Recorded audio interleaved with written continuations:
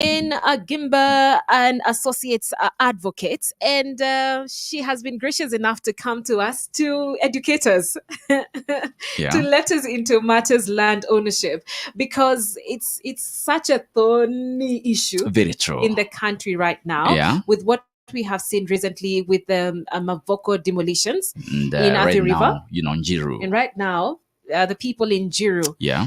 have been given up to the 31st of December to vacate. Yeah. So what happens in such situations? Do they have a case anyway? And how do they approach the whole matter? Yes. But even before we get there, what should we look out for? Yes. And that is the conversation we want to have today in a short while. She is live in studio with us. We are live on our social media platforms at Hope FM Live.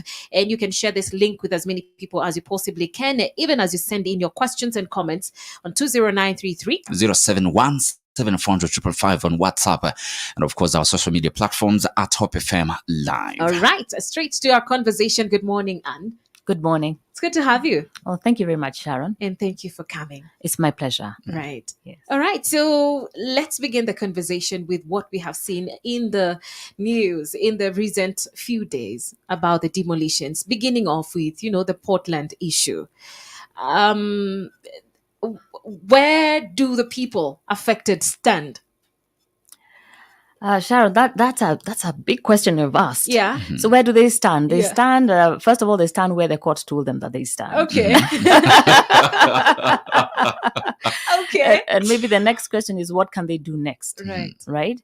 So in this, in the Portland matter, what we saw was that Portland had continuously put in signs in the newspaper, notices saying that this was their land, and anybody doing so was doing so illegally. So the question that maybe most of them would ask is, did they do any due diligence on the property before they purchased it? And how much of the due diligence did they do? Or were they lied to by the people who were selling the land to them? That's the first thing. So that if the person who was selling to them the land lied to them, then they had the recourse of taking that other person now to court, so that they could can make their claim on the monies that they had spent, and including the losses. However, if they had been told that, which is what sometimes many Kenyans do, the issue, the property has an issue. You see the notices in the newspaper, you ignore it, and you'll still go ahead and buy it because normally the deal is too good. Yeah. And it's and as a result of that, what you're doing is buying it at a lower cost, hoping that the rightful owner will give up or they will lose in court. So in this particular case, and the rightful owner got their property back. With the demolitions, with the way the demolitions took place, it does, infer that Portland doesn't want to negotiate any further with them, because the best course of action would have been maybe to try and negotiate with Portland before the demolitions happened, and see if they could now, because they're dealing with the rightful owner, if they could have had an out of court settlement and perhaps paid the right value for the land, and better still, if before they built. Yeah, but they're in a dire situation, and the question is, did they do the due diligence that they were supposed to? Okay. Right. And then Njiru, and they happen to be happening, in succession, one following the other. So what's the I'm about to ask again, what's their stand, or where do they stand in Njiru? Now, this is why I have had some of them, come out in the media space, and they're saying, no one claimed this land over years. So does that mean in any way, according to law, that when someone doesn't claim a piece of land over a period of time, they have a right to own that property? Okay. So, Sharon, what you're talking about is the principle you see of adverse possession, which essentially means that you have occupied a piece of land for 12 years. And in those 12 years, it has to be uninterrupted. The owner must be dispossessed. That means the owner has not come to see it or is not anywhere nearby. So the owner is dispossessed of the land. No disturbance. It was not forceful. And there was no rent being paid or anything. So that's when it is that somebody says that you've stayed on a piece of land 12 years continuously. In as much as you've done so, you need to then legalize that process. You have to go to the High Court and put in an application to get an order giving you the right to then possess that land. So just the fact that you have occupied the land, even if it's over 12 years, doesn't automatically mean that the land reverts to you. You have to take the next step and make the process legal, because so long as you do not have a title, then it's not a legal process. It's a process, but it has to be legalized. All right. Right. Okay. So then let's go back to the beginning. Yeah. So for Njiru, the best bet is what it is that they're doing. The thing is about when there's a dispute about something, there are many ways to solve the dispute. And one of them is to talk. The question is, why didn't they talk earlier? Yeah. Or is it because they thought they would win the case? So whether or not the talks will take place or whether or not the Karima family will agree will depend on the goodwill or how much they feel that they can be able to negotiate with these parties. But that's the only recourse that they have to negotiate with maybe the Kirima family, and the Kirima family is then compensated on fair value. Or if if they feel charitable enough, maybe they will give them at a discounted cost because of time. But we are going to see more and more of these cases across the country. We have many areas where squatters go when they see people having empty land because of the land ownership issues. And if you can go somewhere and stay there because the owner is not there, there has been a misconception that you will get the land free. As a result of that, you'll be surprised how many landowners actually have to abandon the land, because how do you get the squatters out? It's actually a dangerous process. You have to go with the police, you have to go with guns and goons, and they fight back because they're fighting back for their life. Because that's where they live, and some could have lived there for years. But at the same time, the law is taking its course. The person who has the ownership of the title is the rightful owner. Yes. All right. So how do we avoid getting where these people are? Okay. Yeah. So we have two diverse situations in this case. So we have the Mavoko one, and the Mavoko one we have people who bought land knowing it was good title. So for those ones, I gave the options of they could also go back and negotiate with the people. But for you not to get into that sort of process is to follow the right process. If you're purchasing land, do a search on the property on your e-citizen. See if the title will come out clean. The next thing that you have to do is that sorry to cut you short. Yes. Please take us slowly. When you say do a search on the land, right, what are we searching? Like when we go to the portal e-citizen, what are we doing? Okay, so ordinarily this is what happens. So when you're purchasing a piece of land, somebody normally gives you a copy of the title. So using the copy of the title, then you'll go to your e-citizen platform, go into the Ministry of Lands portal, and apply for a search of that title that you have been given to see if it is valid. Okay. All right. Is that process payable? Do you pay? Yes, you only pay 500 shillings. All right. So if you're going to put in tens of thousands, 500 bob is nothing. Yeah. And the government has really tried to digitize the process to make it easier. Okay, sometimes the portal does go down, but it's worth waiting for and doing a search. Then you get an official search document. In law, an official search means that for that period of time that you have done the search, the official search makes sure for 30 days nobody else can purchase the land within that period of your search period, so that there would not be a double allocation. All right. So within the law, there is, there are safeguards on how that is protected. But in 2019, we had the Environmental Lands Court also saying that it's not enough to do a search also. It's important to go ahead and do a historical search. A historical search is going to get the green card. We have something called the green card, which would show the previous owners or the history of the property. The reason you do that is because on the history of the property, with the search would show you the encumbrance. That means if there's a caveat on it, that means somebody has stopped that land from being sold, or if there's a mortgage on it or a debt on it, that would show. On the historical search, that would also show, and it would also show who the previous owners were. All right. And sometimes the previous owners could be having a dispute. So especially with family matters, many times there's a family issue, and the property could have been transferred to the person who has a rightful such, but there's still a dispute because maybe somebody transferred the land fraudulently. Alright. So that would give you who the previous owners are. If it's a family situation, make sure you clear or get the story around the area and find out if that property is actually free and clear with no family disputes, because that's also the other thing that would make sure that you go down. So the process that you'd follow also is use a lawyer.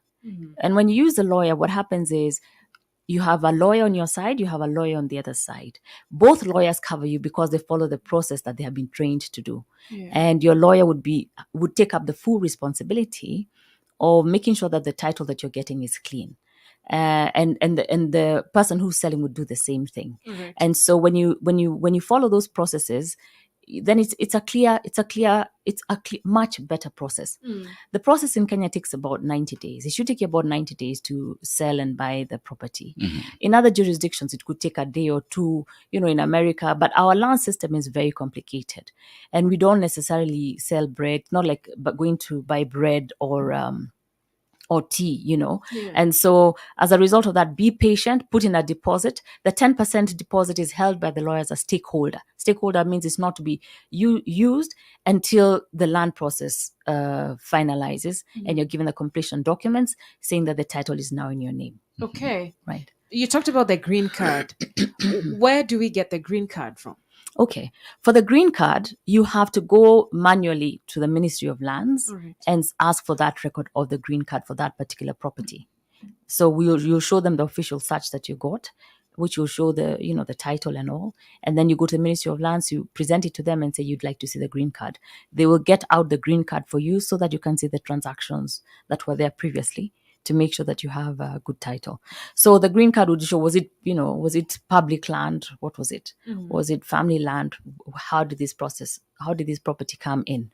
Another thing that you should do is also find out if that property falls under the category of land that was we call it the Ndungu report, where land was illegal land that had been, some land had been possessed, even given titles.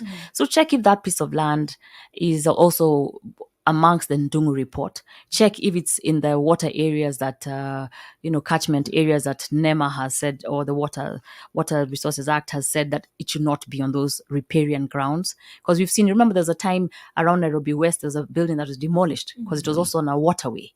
Yeah. But they had title. Yeah. But the truth of the matter is those titles now, when you dig further within the green card, you find that that was not legal land. Yeah. Right. Talking about the issue of green card and, the land that one wants to buy, talking of, the riparian land, and is it possible that one needs a surveyor to ascertain, the boundaries of this land? Yes. Oh, yes. Especially when you're buying land, also make sure a survey is part of the process, so that you can ensure that the beacons which you're being told fall under the right within the boundaries that you have been explained to. It's the right size, and you're not encroaching on somebody else's property, or somebody else is also not encroaching on your property. So a surveyor is a critical person within the process of purchasing land. Okay. Right. All right. So I am just clearly hearing that this is, like you said, not a bread and tea transaction. Yeah. It involves quite a lot. In a case where you have bought property and, like you said, it is illegal land, you were shown a title deed. Right. Who is at fault? So the question is, again, we go back, the way the court would save you is if you went back to show you did your due diligence. That's how the law would save you. Okay. That you did an official search. The official search came from the Ministry of Lands, that it was an official search. You went and you did the green card search, and the green card showed X, Y, and Z, and the surveyor did X, Y, and Z. And if you go and report it and saying the Ministry of Lands was the one who was at fault because they gave you a wrong title, then it's the Ministry of Lands who's at fault, and they would recompensate you. But in most cases, nobody does all those things. All right. People don't do those things. Yes. We've had those cases where you see a lawyer was involved, but again, one still fell, to the scam of, buying land that they did not have a clear ownership of, having to tell who is the real owner. So is it possible that lawyers can collude with the scammers, to sell land? let me say it this way. Yes, of course they can. But however, when you really think about it, there is, other than the law, there's the system itself. So within the system, there was a time, there were double allocations. So it looks like it can be a collusion, but maybe it's not a collusion. It's maybe you did a search. There's a particular case that was there in 2021 where there were two searches that came out showing different results. One search showed that it was a clean title. Another search showed there were mortgages that were there even from 1980. So there's sometimes the system itself has been at fault. And largely that has been the biggest problem. So the Ministry of Lands right now is trying to clear up the issues and, of course, digitizing it. As part of the digitization process that has been taking place is to make sure that the titles that are getting on board are clean, they're verified, and so that these issues actually come to an end. So in the past years, there have been double allocations, there have been thefts, there have been corruption, there are many things, disorganization, loss of files. There's been so many things that have driven the total disorganization of the land system in Kenya. And as a result of that, be cautious. Yes, err on the side of caution, because our land system has been in a mess and for many years. Right. There's some registries that are better than others, but wherever it is that there's high profit motive, it has been a nightmare for cartels, for everything. And the Ministry of Lands is doing a lot to try and get to the bottom of it. All right. Thank you so much, Anna. Let's take a very quick break, but we'll be back in a few moments. If you just joined us, we are having this conversation about land ownership. If you have a question or comment, kindly send it through 20933. That's our SMS line. 0717400555 is our WhatsApp line across all our social media platforms at Hope FM Live. Hope FM, another quality service from Christ, is the Answer Ministry. Picture this.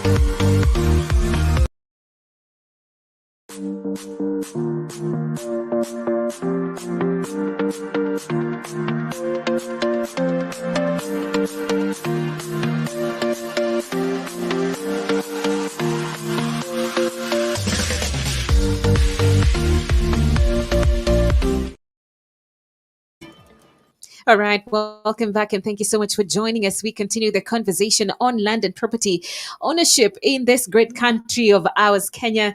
And Agimba is an advocate, and she's helping us, get to know what to do and how to avoid, getting in those dodgy deals. Welcome back, Anne. While we were off, we began off this conversation, and we were talking about people who have lived in a piece of property for, say, the last 50 or 60 years. The land belonged to their great grandfather, and then their grandfather, and then The their father. exactly. Yeah. And they don't have anything to show. How would their case be handled? Sharon, well, at least these people, what they're doing is they're staying on maybe their late grandfather or late father's property. Yeah. But the truth of the matter is that we're having many Kenyans in counties across the country who are poor because what gives you capital is if you have a piece of land that you can either sell or get a facility, a loan against it, so that you can be able to maybe build your house or expand your farm. But so many families haven't done their successions, and it is a big issue. And we have our own fears as Africans and as Kenyans on doing the succession for our family members. So you leave that land still owned by your dead grandfather. And the truth of the matter is, in law, a dead man owns nothing. Okay. All right? They're dead. They're dead. Okay. So a dead man has no title. And you're all bickering because you don't want to be the first one to go and get the succession, lest you look greedy in trying to possess that land. But the right thing to do is immediately somebody passes away. One of your first steps after burying somebody is to transfer title from the dead people to the living people, so that those people then have titles. So within our communities, what you see is the grandfather died. The children, his children, now your mom and dad and all, were born. They have also died. You all live on that land, and you're all that poor. You're all that poor because nobody has a title to this land. Nobody can possess it. Nobody can benefit from it. I think one way of reducing poverty would be the counties to take up that responsibility and make sure that the most vulnerable people have actually done their succession plans, so that they come possessed of their titles, and their titles will then give them, the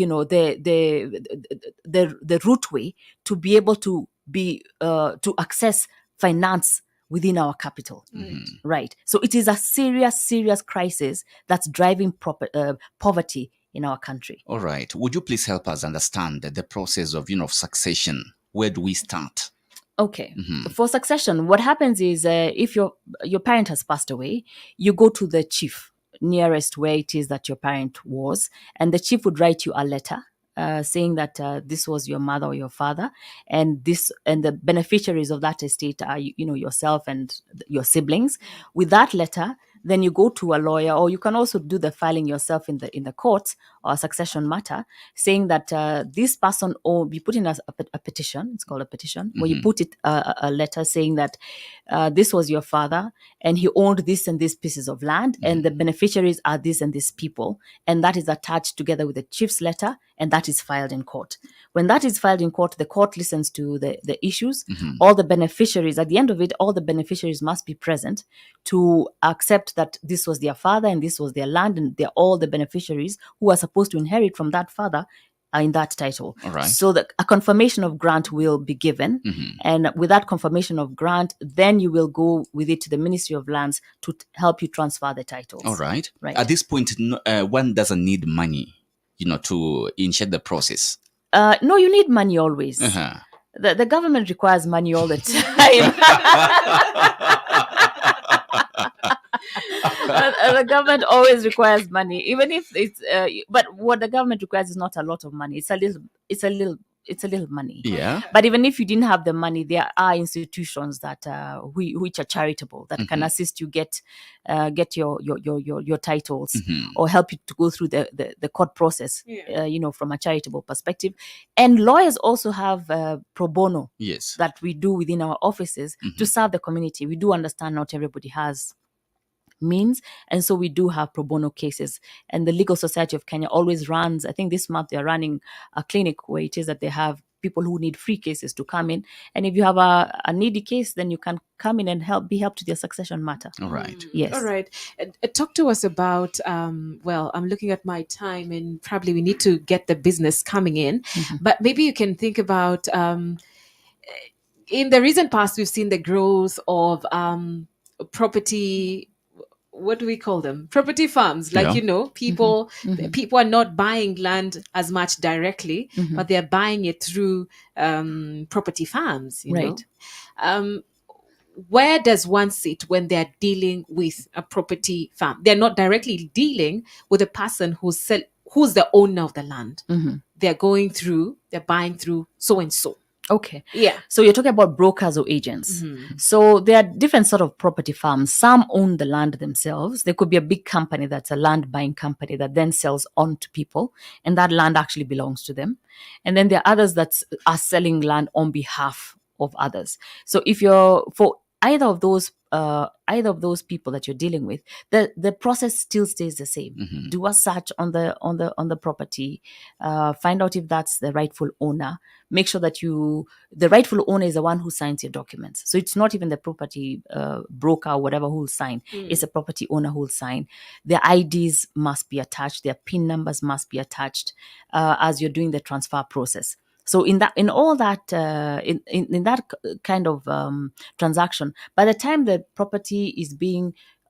you're putting the application to the Ministry of Lands, you will know whether or not your property is legit, because it will be rejected or it will be accepted, and that's normally at the beginning, not at the end. It's at the beginning. So the thing is to still stick with the process. Whether you're buying from a land owner or whoever it is you're buying for, there is only one process in Kenya in acquiring land. And that's how it is. All right. Yeah.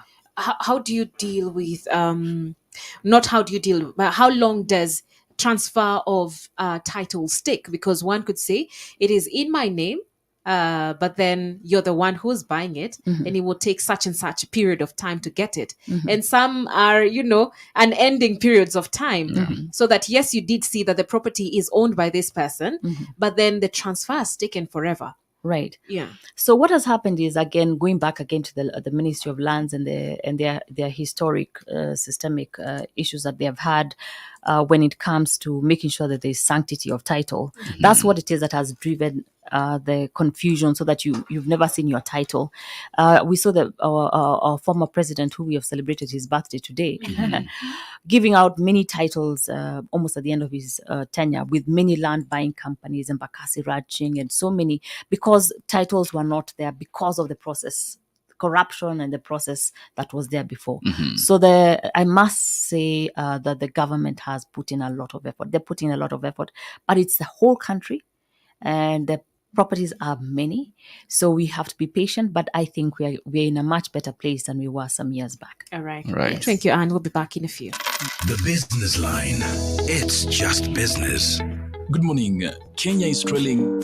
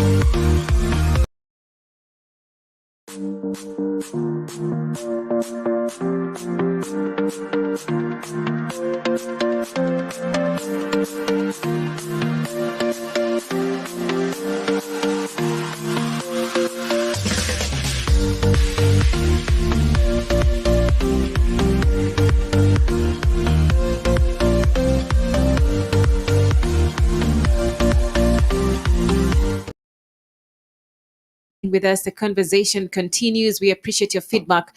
20933 is our SMS line. 0717400555 is our WhatsApp line. You can as well reach us through our social media platforms at Hope FM Live. Okay, and just before we carry on with the conversation, allow me to read some of the comments that we have on our Facebook page. This one says, due diligence is key on the side of the buyer. These people are ignorant, he says. Where do you get land in Nairobi at 100,000 for a quarter an acre? This is what I think Anne was saying, when the deal is too good, you need to think twice. Yeah. The land, he says, the land in Juru has been under dispute. Okay. Good morning to you. Thank you so much for this conversation. This is very, very informative. This is Nancy. And you say to the lawyer, Anne, God bless you abundantly, tuned in from Kahawa Sukari. Okay. And there is a very happy client of yours, Anne, that is listening this morning. She says, please say hi to Mrs. Anne Agimba. Tell her it's Mombi, a very proud and satisfied client. May God bless her work. Okay. Thank you for the discussion on land. Could you be having a having a green card? Let me just read it as is and not have the title. I'm not sure they understood what we meant by the green card. Or So let's say, what is a green card? A green card is a historical. It's like history of the land. So the title that is given to you is a title. A title deed is what's given to you. A green card shows the history of how that title where it came from and where it has gone to. Yeah. Yes. All right. Oh, that should be clear enough. Yeah. It's not, the green card does not show that you are the owner of the land. Yeah. No, it shows the history. It shows of the who history owned the land before you. Yes. before you. Okay, fine. Frank, you had a question. All right. There is, there are many who've fallen victims of, land scammers. They bought land from these, property farm Or agent. that happened to disappear later after they had paid fully, and they had nothing, they didn't receive, there was no transfer of land to them. So they have nothing. Where do they go to seek redress? Let me tell you what, Frank. It's due process. Yeah. It's just about following due process. If anybody Googles, most people nowadays can Google, or they could ask any other person next to them to Google if they can't Google. Yes. The process is simple. The person you're giving the money to, you should know the owner. You should have met the owner just to ensure that they look like their ID and the ID looks like the name that they have given. Yes. So we are talking about very basic things. We do our process when you're going to that's the wrong word. But when we're going to marry a girl, when you're going to marry a girl, or even or a boy wants to marry you, the first thing he would do is go to your home, Yes. meet your people. You can't go meet them in a hotel. Isn't that true? Yeah. In our tradition, you have to go to their home, meet them, look at their eyes, look at if the parents look like your wife, ask a bit around, and find out if this was a good thing. Yeah. So it's in the same way. Let's use common sense. You can't find an agent just in the newspaper and then you just go to them blindly. There could be a good one, but why don't you do the search, ask to meet the owner, let them come with their ID, look at them face to face, confirm it's them, do the official search, follow the green card process. You should be fine. Yeah, you should be fine with your ID and the name on the title being the same. Yes. The face of with the new registry system, your face will also appear as the owner will also appear. So if you're not the same person, that person would know that this is not the rightful owner. All right. Yes. So at this point, due diligence still. It still stands. Yeah. There's something you were talking about on giving, paying the full amount. Just in line with what Frank was asking, that you should not pay the full amount until the title has been transferred. Exactly. How much do we pay up front? So usually the process that we've been advised with by the Law Society of Kenya as lawyers is that when there's when there's somebody who wants to buy a piece of land, they put in 10% deposit to show their interest. The lawyer of the seller takes that as a stakeholder.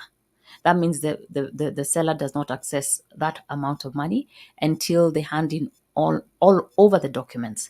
On the other hand, the buyer has given the balance remaining to his lawyer, who holds it also as stakeholder, so that at the time that the title is being transferred to his name, the lawyer undertakes to make sure that he has the full amount so he can transfer it to the other side. So usually at that so that the buyer knows that the title is being transferred to his name and will only be released once that is clear.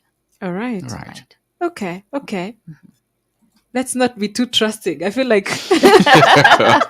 There's process, Sharon. Yeah. You Google this process. If you went to the Ministry of Lands physically and you asked, how do I purchase a piece of land, they will advise you. Yeah. Yeah. If you made a phone call, they would advise you. Everything is really, a phone call away. Right. Yeah. So there's really no excuse to be duped. Sure. Yeah. Ignorance is no defense. Ignorance is no defense. Oh, wow. Yeah. Okay, fine. So what would be your your final remarks in this whole business of, land and property ownership and in succession? Any last comments that you could be having? Yes. I think land is a very emotive issue in our country, and because it's a principal source of our capital, whether it comes no matter how low the cost is of that land, it's the source of our capital. As a result of that, one, let's make sure we do our due diligence when we are purchasing land, and number two, let's ask the county governments to hasten the process of the vulnerable people within the communities, transferring land to them, especially if they're due succession issues, which are sometimes very simple to resolve. Within a year, we could have a very different country because people feel wealthy and because we've just done the right thing that land requires to be done. So I think with those few remarks, I think it's another way to unlock the potential of our country and to make people who are formerly poor wealthy. Right. Yes. Thank you. Thank you. Thank you so much for coming, and thank you for all those great insights you have given us towards, owning a property, and has graciously helped us in this conversation. And we want to once again appreciate her. She is a senior partner, Agimba and Associates Advocates. This is Anne Mugure. Agimba. Thank you once again. And that's it for today. I hope that this conversation was helpful to you to an extent. Yeah. And remember to share this link with as many people as you possibly can. All right. And that's it for today. But we will declare, right? Yeah. Let's declare from what scripture is that? Psalms 23:6. Yes. Surely God's goodness and mercy will follow us all the days of our lives, and we shall dwell in the house of the Lord forever and ever. That is our declaration.